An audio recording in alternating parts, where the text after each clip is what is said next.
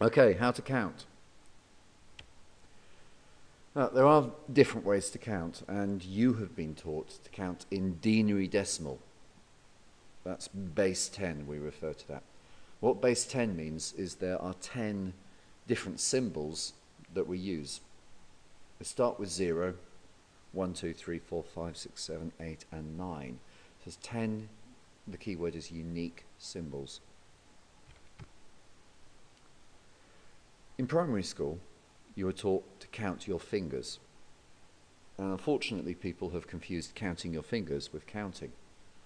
Is you have 10 fingers, so you count 1, 2, 3, 4, 5, 6, 7, 8, 9, 10. But that's not how we actually count. When you think about it, we should start counting on 0. If we're going to do this properly, we should close our fists and go 0, 1, 2, 3, 4, 5, 6, 7, 8, 9, and then stop.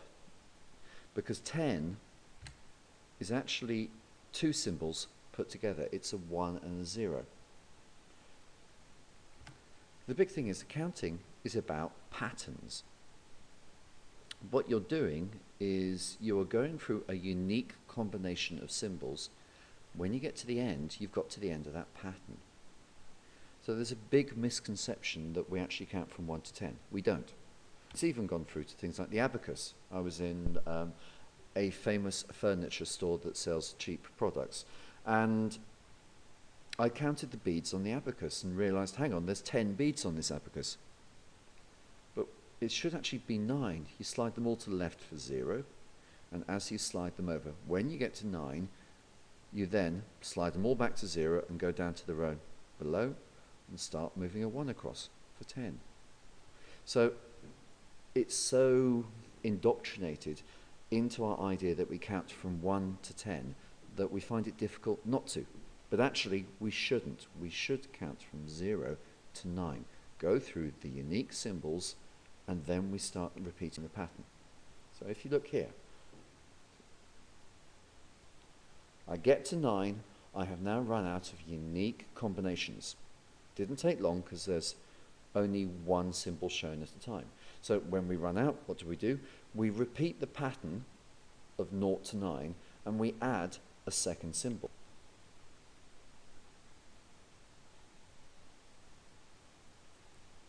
So now we're going 0, 0, 0, 1, 0, 2, so on and so forth, all the way up to 0, 9. Now, at this point, the 9 needs to go back to a 0, and the 0 now kicks over to the next symbol in the sequence, in the pattern, which is a 1.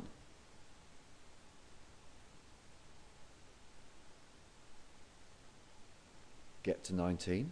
The 9 would go back to a 0, and the 1 would go to the next sequence in the pattern, a 2, 2, 0. Now, because there are 10 symbols, there were, from 0 to 9, there were effectively 10 unique options. So that 1 of the 19 there, that actually means that you've already gone through 10 unique options once. So what 19 means is 10 unique options plus the 9 unique options. 19. 10 plus 9. It's all about patterns. That's what we're actually doing there when we count to 10. Sorry, when we count to 9. It's indoctrinated in me as well. And when we think about what that means then, here I've got 4 zeros. The first 0, on the right-hand side there, highlighted in blue now, well that's, we times whatever that is by 1, because that's our first one. So we have 0 times 1, or if it's 5, that would be with 5 times 1. Sounds obvious, but that's what we do. When we have exhausted those options, we then go to the next symbol. And remember, that symbol means for every time we click through from 0 to 1, and then from 1 to 2, and then from 2 to 3, to the right-hand side, for every one of those 1 clicks on the right-hand side, we have gone through 10 possible combinations, 10 unique symbols. So it is worth, that second one is worth 10 times whatever the one on the right was worth. So 10 times 1. And when we get up to 99, we've run out of unique possible combinations, so we add another symbol, and that 0 kicks over to a 1, and we have 10 times 10. There's 100 possible combinations there. So a 1 means we've already gone through 100 possible combinations. A 2 would be 2 times 10 times 10, 200. And so on for 1,000. When we get to 999, we then kick over. They all go back to 0. They reset their patterns. And the last one kicks in as a 1. We've now gone through 1,000. And it's this idea of there are 10 digits, so we multiply each one of those by 10. Let's do this with a number. So 1,369. Well, the 9 is 9 times 1, because it's the first one, the unique combinations. But the 6 is 6 times 10. So it's 6 times 10 plus 9.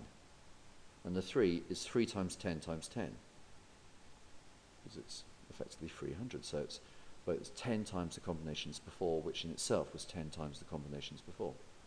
So, and the 1 is 1 times 10 times 10 times 10. So when we actually write down numbers in denary decimal, we're in fact using a shorthand for something we've assumed. In this case, 9 plus 60 plus 300 plus 1,000. And that's how we count. That's how you should have been taught to count. You'd have found it much easier. Computers can't count to 9. They can only think in on or off. Inside a computer are lots of wires. Those wires can either be switched on or they can be switched off. So when we're looking at the combinations you can have, there's 2. 1 for on, 0 for off. And those 1s and 0s, each one of these we call a bit, is literally an actual piece of wire somewhere. Even if it's on the microchip and it's really minute, it's a wire, and that wire either has electricity running through it or it doesn't. It's either switched on or it's switched off. 1 and 0. This is what we call binary. We also call this base 2 because there's only 2 possible combinations. But the method we use to count in binary of repeating, you go 0, 1, you've run out of combinations, so you then add an extra digit, is exactly the same, except instead of it being times 10, it becomes times 2. So let's look at this now with binary. Here, I'm starting with 0, 0. And then the smallest bit goes up the sequence, it becomes a 1. I've now run out of options. 0, 1, that's it. I can't go 2, there is no 2. So my 1 has to go back and repeat the pattern. It goes back to a 0, and therefore, moving along, we have to change the leftmost 0 into a 1. It goes along its own pattern. You'll also notice with this pattern that the smallest bit goes 0, 1, 0, 1. The second smallest bit, it's doubling. It's 0, 0. There's 2 noughts for every 1 nought on the other side. And then 2 1s. It's 0, 0, 1, 1. So the actual way it goes through, it doubles. Here, I've actually got 4 noughts going all the way up to 4 1s. This is, in computing terms, 4 bits or 1 nibble. And you can see me counting this way. So I start with all noughts, then I get my first, my 1.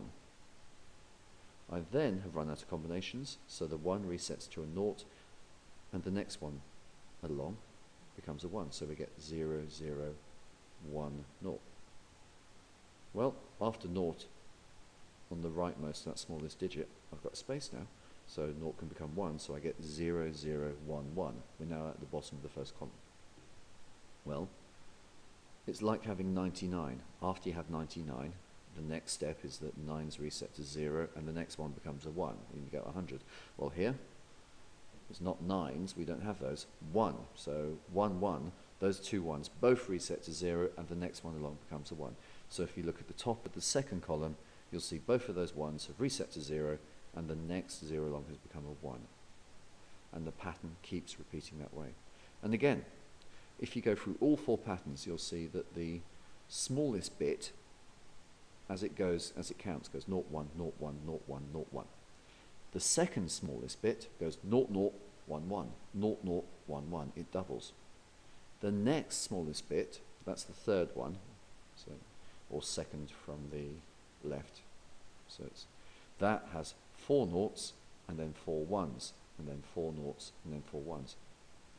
And the final one, the largest bit, the biggest number, that goes 8 noughts, so it goes across 2 columns, and then 8 ones.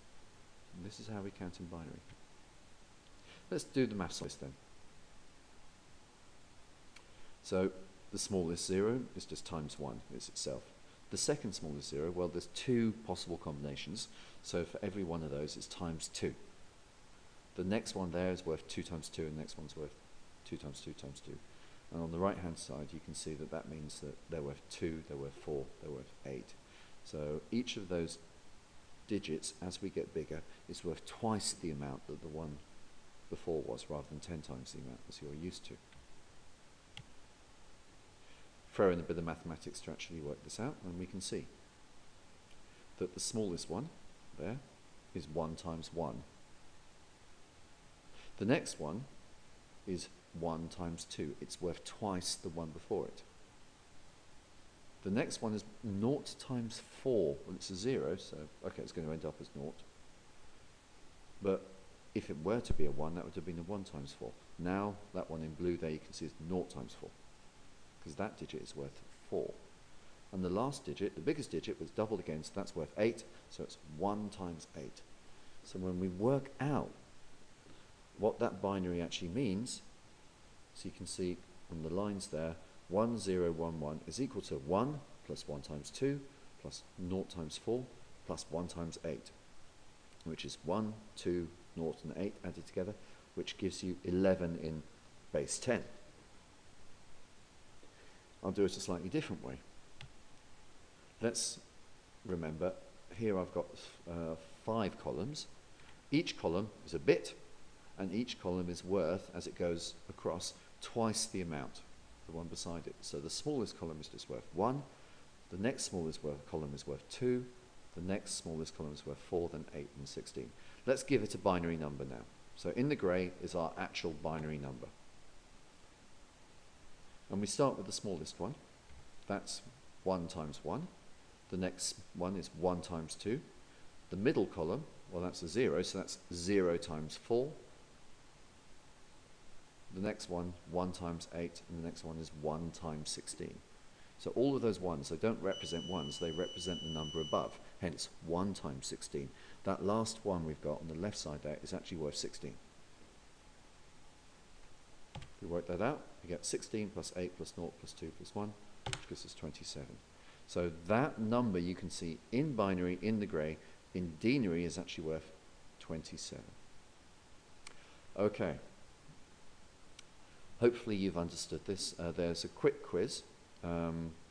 Please go through the quiz on the PLE and make sure that you have understood how to convert from base 2 binary to base 10 denary. Thank you.